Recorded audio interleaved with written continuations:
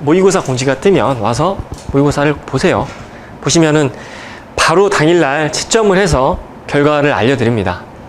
그러니까 어떻게 보면 실전 모의고사를 한번 보신다라는 측면에서, 그리고 내가 아닌 다른 사람들이 어떤 식으로 답안을 쓰는지에 대해서 간략하게는 한번 보실 수 있으니까 그런 측면에서 와시면 좋을 것 같아요. 그리고 저희 그 과정의 특징 중에 하나라면 매주 이제 신기술, 기술 동향, 그리고 이슈사항에 대해서 제가 동영상을 찍습니다. 그래서 약 1시간 정도 동영상을 찍어서 제공을 해드려요. 그래서 이제 멘토반에 계신 분들은 당연히 보실 수 있고, 정확하게 모르지만 필요하신 분은 아마 학원에 말씀을 하시면 보실 수 있는 걸로 알고 있습니다. 그렇게 해서 보실 수 있으니까 멘토반도 한번 적극적으로 해보시겠다 싶으신 분들은 있으면 한번 오시면 좋을 것 같아요. 이 정도로 과정은 설명을 드렸고요. 마지막으로 공부 방법에 대해서는 간략하게 한번 말씀을 드리는데,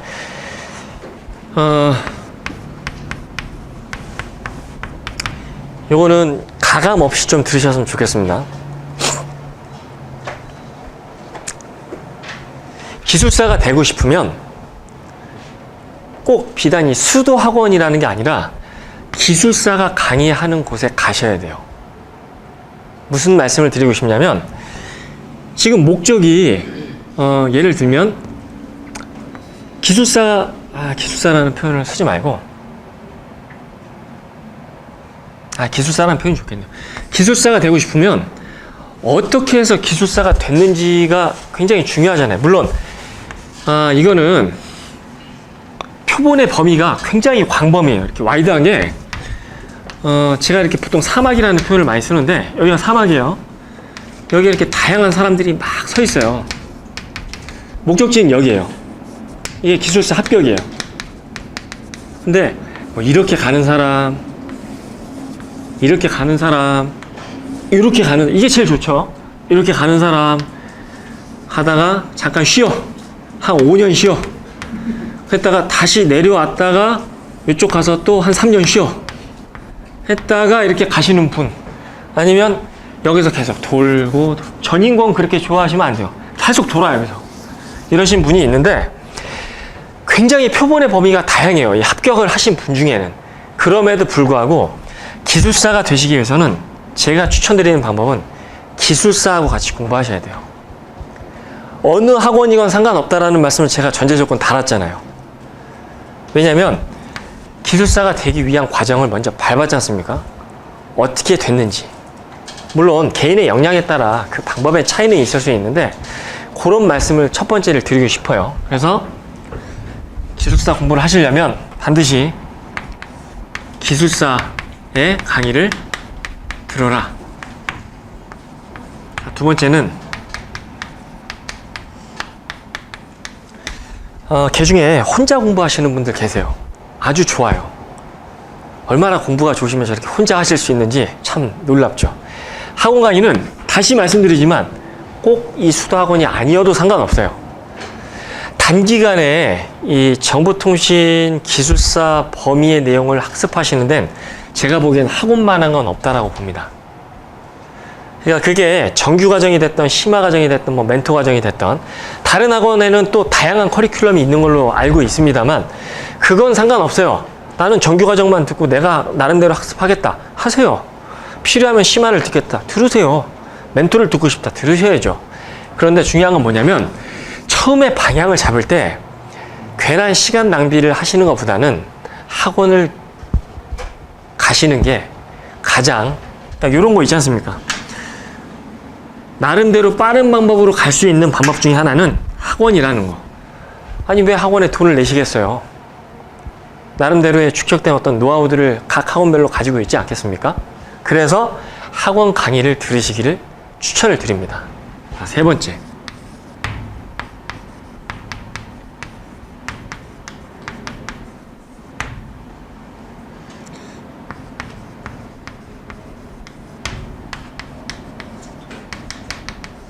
(3C라고) 볼 수 있는데요. 스스로를 컨트롤 하셔야 되고요. 스스로를 체인지 하셔야 돼요. 그리고 스스로 컨버팅 하셔야 돼요. 기술사로. 이게 무슨 얘기냐면, 기술사를 처음에, 여기 오늘 처음 시작하시는 분이 계신다고 알고 있는데, 저도 처음에 그랬거든요. 까짓것 6개월 공부하면 합격하는 거 아니야? 아니, 그러실 수 있어요. 처음에 시작하시는 많은 분들이, 저도 처음에 시작을 할 때 까짓것 마음 먹고 6개월 하면 합격이지 뭐 생각했단 말이에요.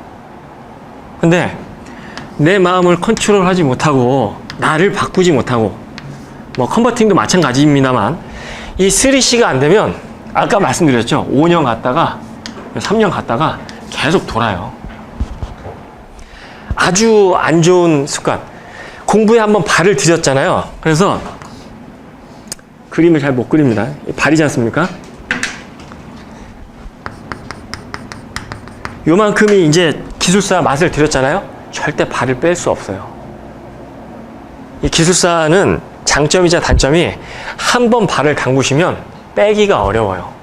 그래서 5년 있다가 어느 찰나에 맞다, 내가 5년 전에 뭔가를 했는데 기술사 다시 한번 해볼까?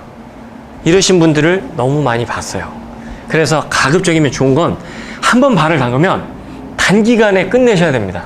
그러기 위해서는 이 3C 반드시 하셔야 돼요.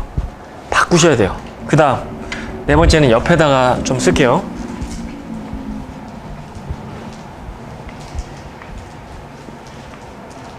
손으로 써서 합격하는 시험 정말 중요한 겁니다. 기술사 시험은 손으로 쓰셔야 돼요.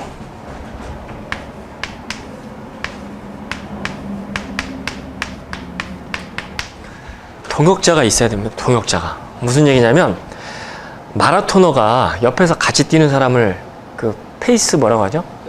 페이스메이커라고 하지 않습니까? 페이스메이커가 있고 없고에 따라서 기록 차이가 난다고 해요. 이 기술사 시험은 아까 이제 제 6월 말씀드렸는데, 통상적으로 합격하시는 분들이 보면 2년에서 3년 걸려요.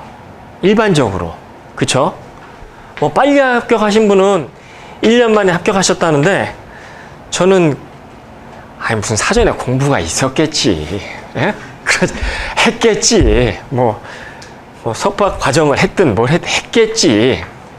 아니면 정말 뛰어나시거나요. 이게 답안을 옵티마이징 하는데 타고나신 거예요, 그분은. 그렇지 않고는 통상 2, 3년이 걸리는데요.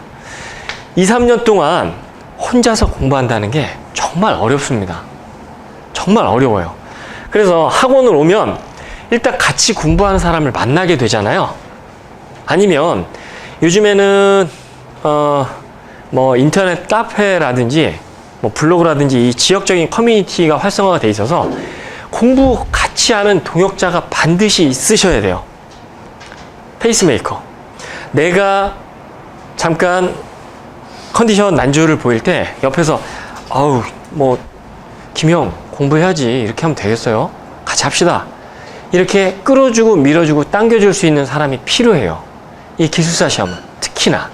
그래서 반드시 동역자를 꼭 두시기를 제가 권고를 드립니다. 지금은 아니시라고 하실 수 있는데 필요해요. 인생은 독고다이가 아니잖아요. 혼자 못 살아요.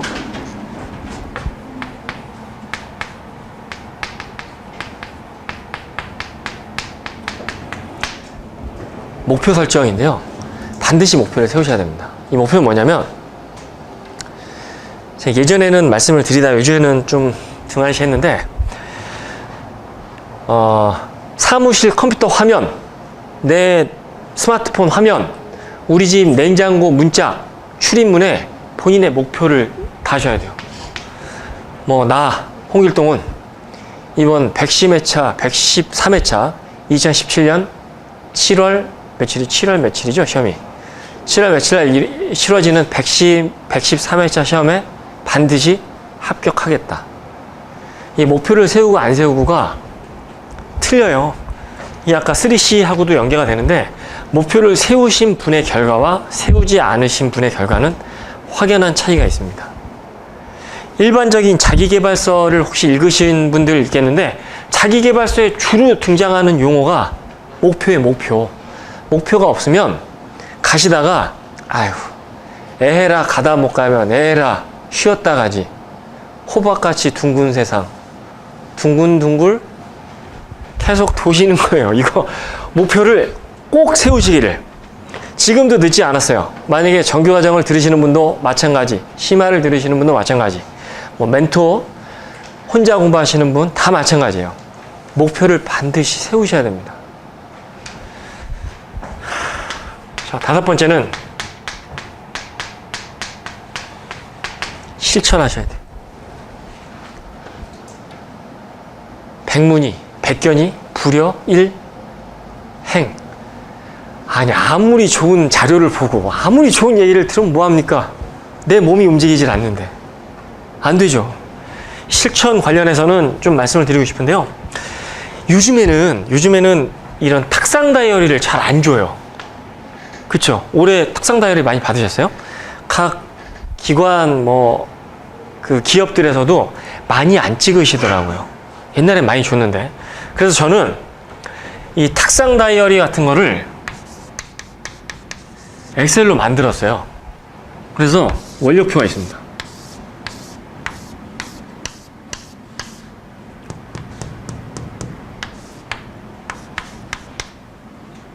토가 되겠죠?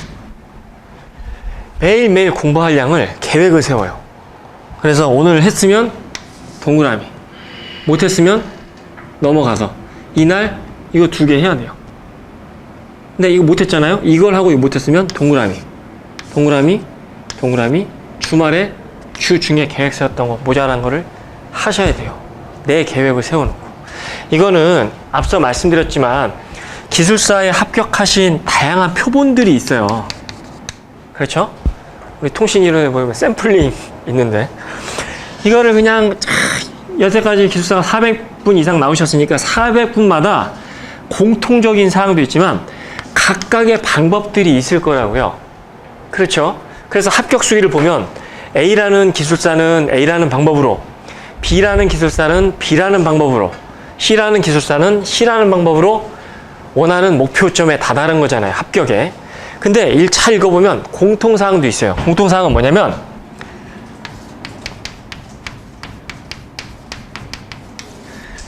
공부에 기술사 시험에 정량적인 측면에서 공부에 절대량이 없어요. 우리가 일반적으로 프로페셔널이 되기 위해서는 1만 시간의 법칙이라는 걸 써서 1만 시간이 되려면 하루에 몇 시간 공부하면 되는지 계산을 한번 해보세요. 1만 시간의 법칙이라는 게 있는데 이 기술사 시험만은 절대량이 있냐 없냐 가지고 논란이 많거든요. 근데 합격자의 대다수는 어느 정도의 절대량은 다 학습을 하셨다는 거예요. 보면은 독서실을 얻어놓고 독서실에 가서 하루에 4시간씩 끊임없이 공부를 했고, 그거는 담아잖아요. 내가 이제 됐으니까. 그쵸? 저도 보면 하루에 평소에 3시간을 독서실에 갔는데 1시간 반은 자요. 저녁 먹고 졸린 거예요. 막 자. 자다가 1시간만, 공부해야 되는데. 여기 막 X가 늘어나는 거죠. 못했으니까. 이거는 단지 하나의 샘플이다 라는 부분을 말씀드리는 거예요. 하지만 중요한 건 반드시 실천해야 된다는 거죠. 실천이 없으면 목표고 뭐고 다 필요 없는 거예요. 자, 마지막 6번째는 뭘까요? 절대량. 요거는 그냥 여기에, 예? 그랬습니까? 죄송합니다. 자, 마지막 7번째. 7번째는 뭘까요? 한번 예상해 보시죠. 여태까지 이렇게 쭉 말씀을 드렸으니까.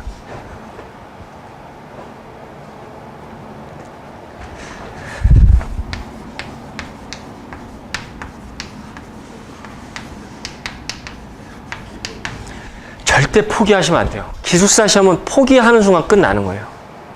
앞에 얘기가 막 다 중요해요. 다 중요한데 제가 학원에서 많은 분들을 봤지 않습니까?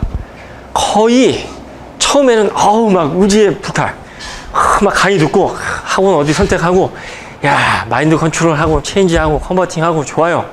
자, 동역자도 막 생겼어. 목표도 설정했어. 그리고 표 만들어서 막 실천했어. 근데 6개월 지나면 포기해. 끝난 거예요, 끝난 거. 기숙사 시험에서 가장 중요하면서도 어떻게 보면은 많은 분들이 반복하는 게 기브업. 절대, 네버. 절대 포기하지 않으면 이 시험은 무조건 합격합니다. 약속드릴 수 있어요. 이 시험은 포기하지 않으면 무조건 합격합니다. 근데 중요한 건 대다수가 포기를 합니다. 자, 10년 좋게 말씀하셨어요. 제가 아시는 분 중에도 10년 만에 합격하신 분이 계세요. 그러면 왜? 어떻게 하면 10년이 안 걸릴까? 방법을 찾으셔야죠. 그런 방법을 찾아주는 게 어떻게 보면 제가 아까 말씀드린 멘토 과정이 될 수도 있는 거고요. 그렇죠. 오늘 뭐 짧다면 짧고 길다면 긴 시간 동안 111회차 1교시, 2교시 문제를 같이 한번 살펴봤고요. 아주 간략하게 기숙사 시험에 대해서 이제 7가지를 말씀을 드리고 그 과정에 대해서 간략하게 설명을 드렸어요. 그래서 모르겠습니다. 이미 제가 아까 이제 사막을 그림으로 해서 이미 여기를 출발하신 분도 계실 테고 지금 여기에 서신 분도 계실 테고 아직 합격자 발표가 안 났으니까 골프에서 온그린이라고 하나요? 그린? 예. 그린에 거의 올라갔어요, 지금 이제. 아니면 합격자 발표가 딱 났는데 들어가시는 분도 계시겠죠. 중요한 건 내가 지금 어디에 서 있는지를 확실하게 인지하실 필요가 있다라는 거 하고 그리고 이제 이미 출발했으니까 끝까지 가셔야 되는 거죠. 아무쪼록 111회 합격자 발표 때 여기 계신 분들의 합격자 명단이 나와서 다시 한번 혹시라도 2차 면접 시험을 준비하는 과정 중에 다시 뵐 수 있었으면 너무너무 좋겠다라는 생각이 들고요. 그렇지 않더라도 말씀드렸잖아요. 네버 절대 포기하지 않으시면 언젠가 이번 2월 말에 기숙사 총회가 있거든요. 그런 총회 그 기숙사 공적인 자리에서 저를 같이 보실 수 있게 되기를 기대에 말하지 않습니다. 고생 많으셨습니다. 수고하셨습니다.